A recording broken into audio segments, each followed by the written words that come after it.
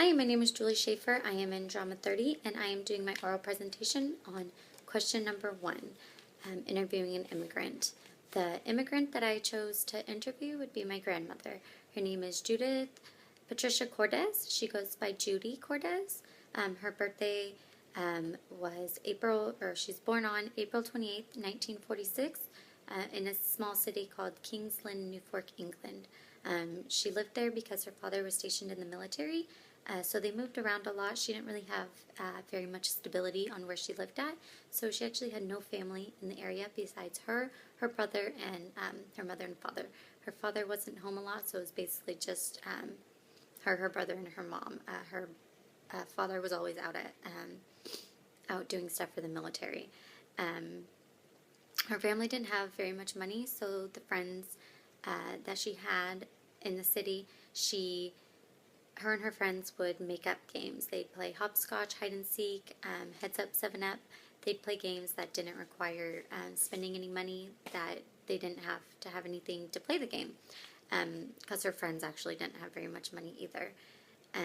She had a pet rabbit when she was 8, and she had a kitten that was blind, and she never found out what happened to the kitten, or she just doesn't remember.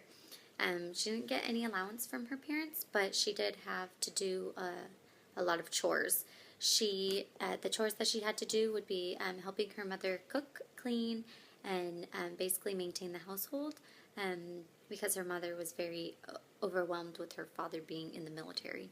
So she had her do a lot of the things that she was supposed to be doing. What her most dreaded chore that she had to do would be going to the village every Sunday morning and picking up the groceries. She had to go no matter if it was raining, pouring, lightning, thunder, didn't matter. She was there, so she hated that very much. Her parents were very strict on her, so she really wanted to venture out and see what else was out there. She didn't want to be cooped up and under all the stress that her mom was under from her father being gone all the time. She wanted to venture out and do something on her own. So her mother was very family-oriented, though. They always had Sunday dinner, which included her father for the most part.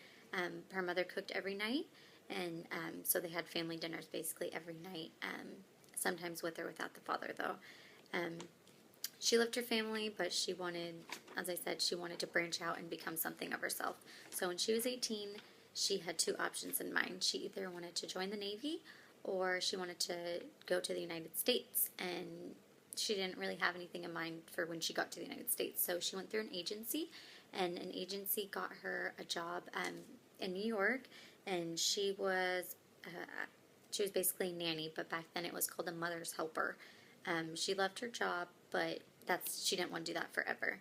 She never attended college, so the only education that she had was a high school degree. She saw this migration as a big adventure, but when she got here, she was very overwhelmed. She didn't know what to expect, and it was much louder and bigger than anything that she's ever known before. So she was a little shy and timid at first, but she met some really cool people. Everyone was really intrigued on her accent, so everywhere she went, someone would ask her about her accent and where she was from, and so she'd basically tell everyone her whole life story, which they were really interested in. Everywhere she went, someone would ask her, "Do you have an accent?" And she'd respond, "No, you're the one with the accent," which was really kind of funny to me. She thought that the American people were very nice and warm, more nice than everyone that she knew back in England, which I was always under the impression that Americans were very mean. So I guess she had a different opinion on this.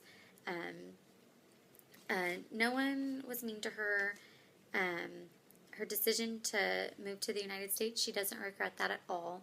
She wouldn't change it for anything, but she does kind of wonder what it would be like, which I couldn't really see my grandma being in the Navy, which is funny to me that was her other option. She likes to joke about everything. She's very funny. One thing that she did say is that the world is a lot different today than she's known, even in England and in the United States. She does have family back in England, so sometimes she'll go and visit, and so she can see kind of what's going on in the world. And she says that today there's no limits that are placed on kids, and there's less violence back then. Everything now resorts to guns and whatnot. So she is happy with her decision to move to the United States, and that is it. Thank you.